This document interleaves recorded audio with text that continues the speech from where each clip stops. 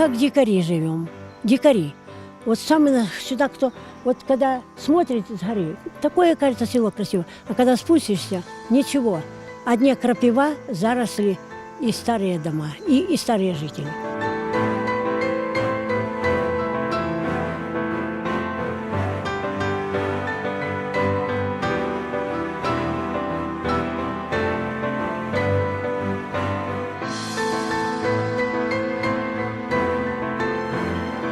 Ну, когда мы приехали в 89 году, было здесь очень хорошо.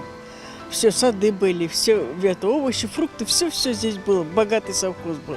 А потом уже в 91 году уже начал развал.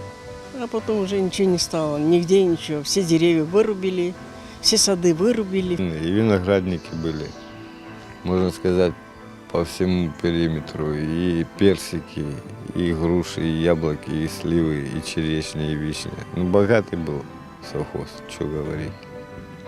Выращивали клубнику. Ну, село было живое, много молодежи было. А сейчас развалился союз, и развалилась вся эта структура колхозная.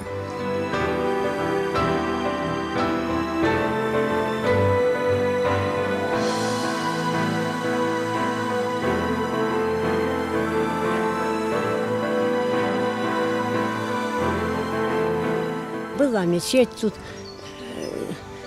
кладбище, мечеть. Еще одно было кладбище там на горе, тоже мусульманское. Вот. Но потом уже после войны разруха, больничка была. Больницу тоже разрушили, разграбили. Детский сад разрушили, разграбили. Ну, в общем, как говорится, не было войны, но получилось страшнее, чем когда была война.